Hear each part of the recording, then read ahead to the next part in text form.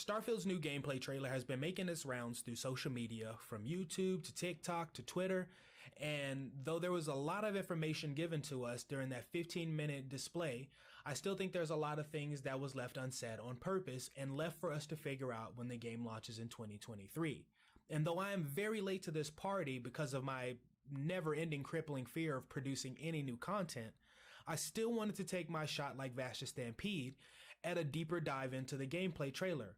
I wanted to talk about some things that I enjoyed about the trailer, some things that I'm very curious about when the game launches in 2023, also just some theories that I have about what this game could offer us, especially if you all are like me and love to explore games, especially open world games.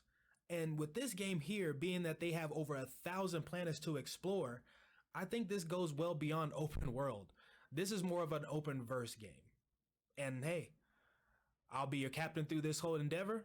I'm Space, aka the Astronaut, and thank you all for clicking this video. Welcome back, and let's take off.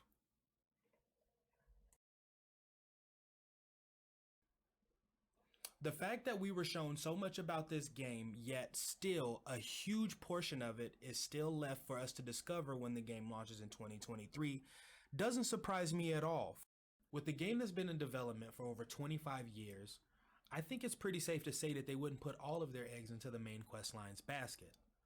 With how vast this game is, how important each decision you make, the different conversations and interactions you have with any and all NPCs in this game, as well as your companions, the different planets that you visit, how you traverse these environments, and what you choose to do on these different planets, as well as in the different major cities, I think are going to lend themselves to the more wandering or free roam aspect that this game is going to offer.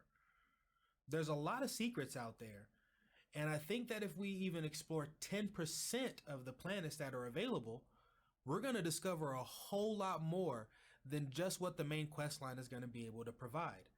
The main quest line is just going to serve as parameters to help us really learn about the game, and then the real game begins after that. Or at least that's my theory. With the information that we were given, we now know that the main quest line is about 30 to 40 hours long.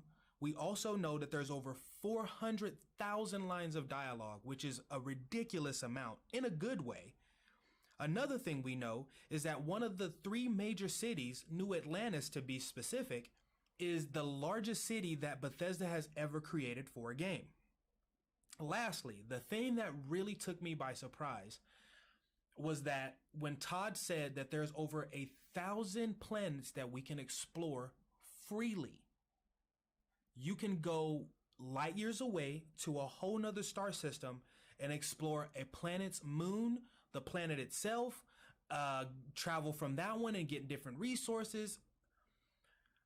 The idea that we can travel so much of open space and run into these things is astronomical. The one thing that really blew my mind is at the end of the gameplay reveal trailer when Todd said that there is over 1,000 planets to be freely explored in the settled systems. If that doesn't let you know where a lot of their time and dedication has been when it comes to this game, I don't know what would. The fact that there are so many different areas to explore, some of these planets could house life, some of can be barren, resource-rich environments, or just hell.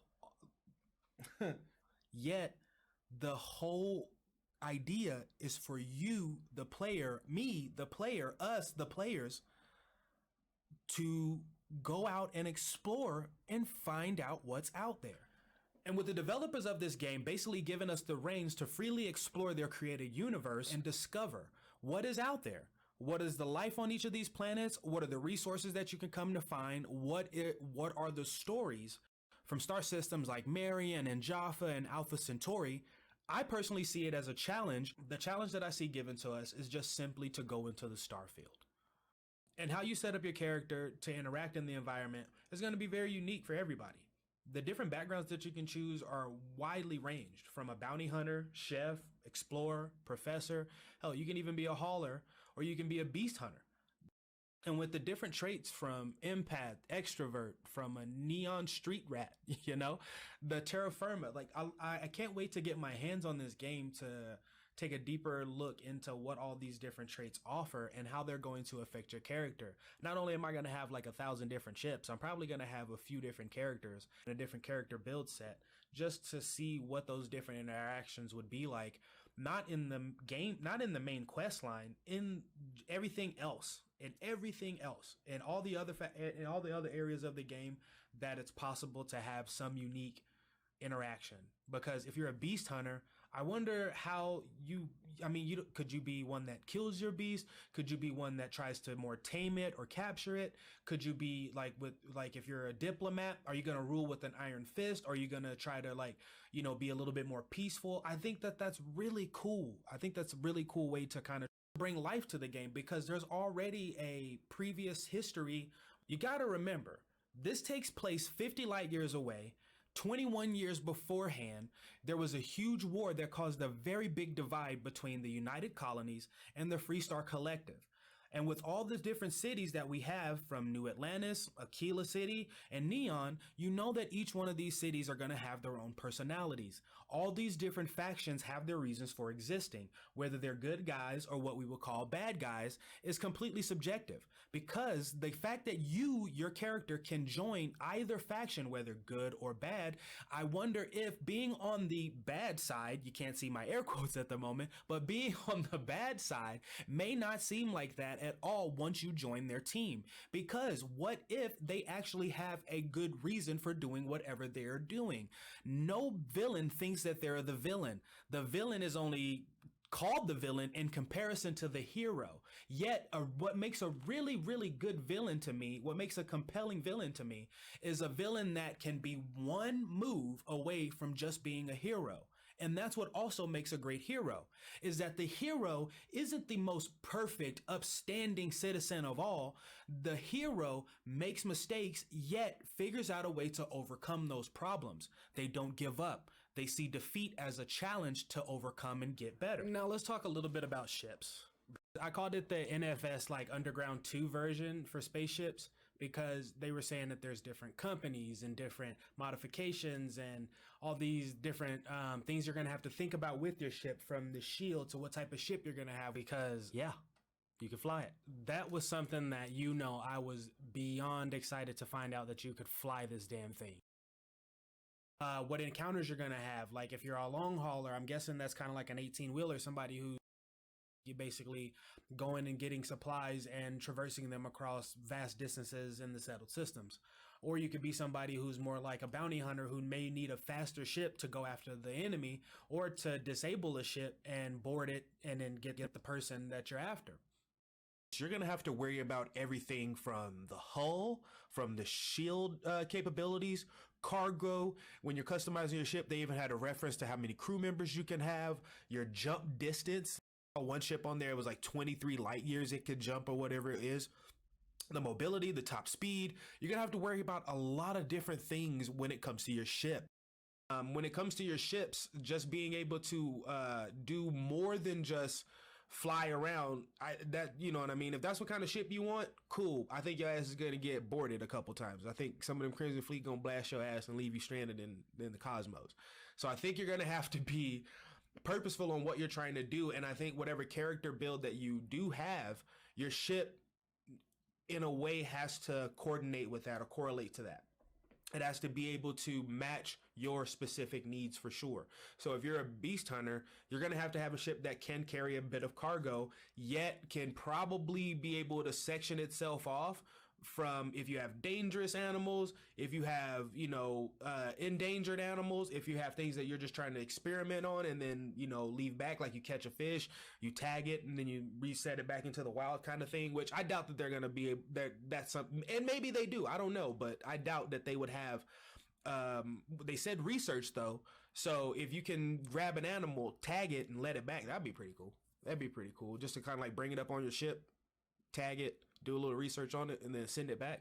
That'd be really awesome. And then you kind of got this idea of like weather patterns and how the animals move and all that shit on their planet while you're off doing something else. That'd be really cool. And I think that the separation, one of the so when you have a separation as far as animation goes, because one of my questions when I was watching the reveal trailer was, hey, do we have a is it going to be just going like straight from the planet into space? Is that a possibility? And I got my answer, which was no. And that's okay. And I respected why it was a no. The reason for it not being a possibility is because the team wanted to separate the experience in space from the experience on the planet. How we view space from the planet is different. How we view the planet from space is going to be different.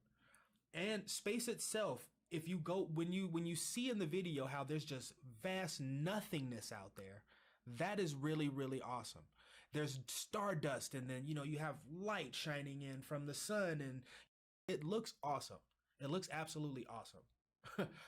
But they needed to delay the game, and I think that's for great reasons. They wanted to show us what they've been able to do up to this point, and then how they're going to make that better before the game comes out in 2023. A lot of people are hanging on to this one trailer or this reveal and being like, oh my god, you know what I mean? I can't believe these NPCs didn't move when you shot them in the back. I can't believe that, the fighting, yeah, the combat looked a little wonky in the reveal. I gotta admit that.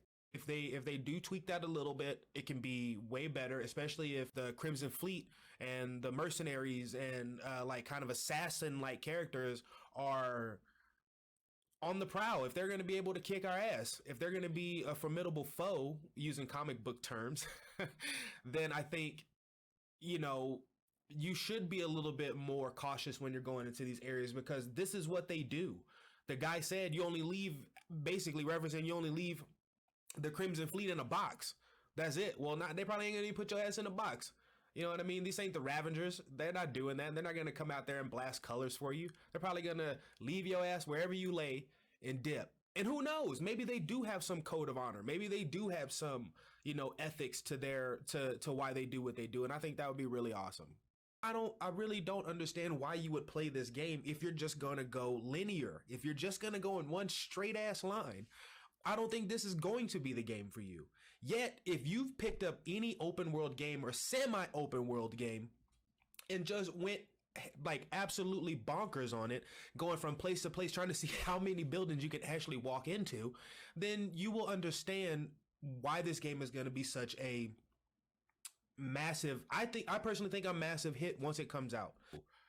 I don't, this game could really expand far. And if Todd Howard was talking about modders and being able to like allow modders and all that stuff to really just, take over and have fun with this game, then I honestly think that he means what he says when he just wants a game that people can play for a really long time, that they can like just continue to replay and come back and visit and try different things and, explore different planets that they didn't get to explore before. Think about Elden Ring. How many different like character builds people built just to go fight Godwin's ass again, when they was like, oh man, I'm trying to cheese him with magic. I'm trying to cheese him with just melee. I'm trying to go in there with no armor and just, or whatever it is, and then just cheese them that way. Who knows?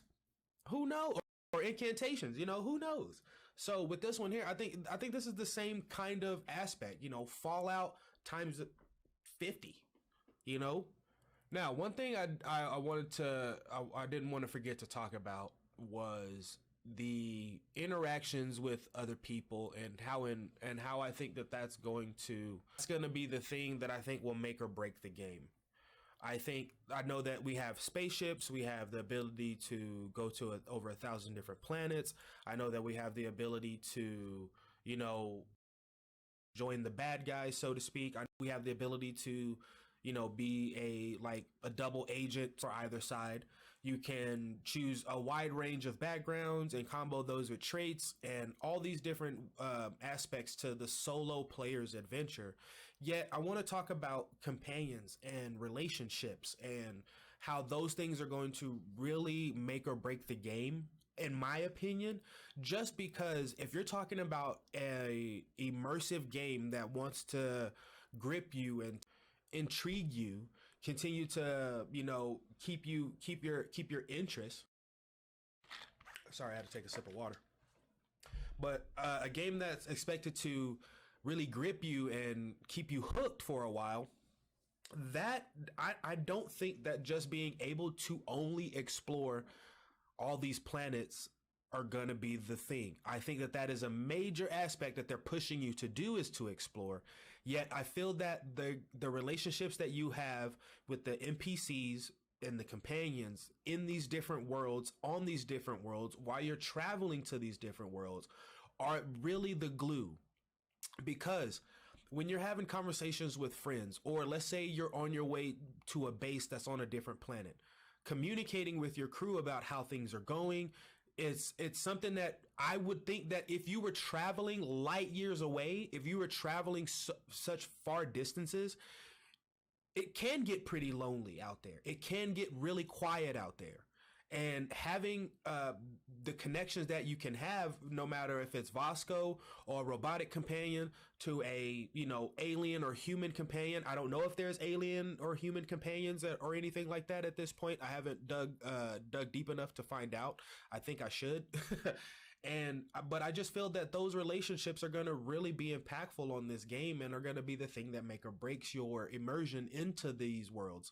So if you're in New Atlantis, and you're moving around this city, not saying that you have to have a best friend like a Jackie Wells, but I think that would be really, really awesome to have like your own Spock, to have these people that you can rely on and trust, or these companions that you can rely on and trust, are going to help you not go crazy.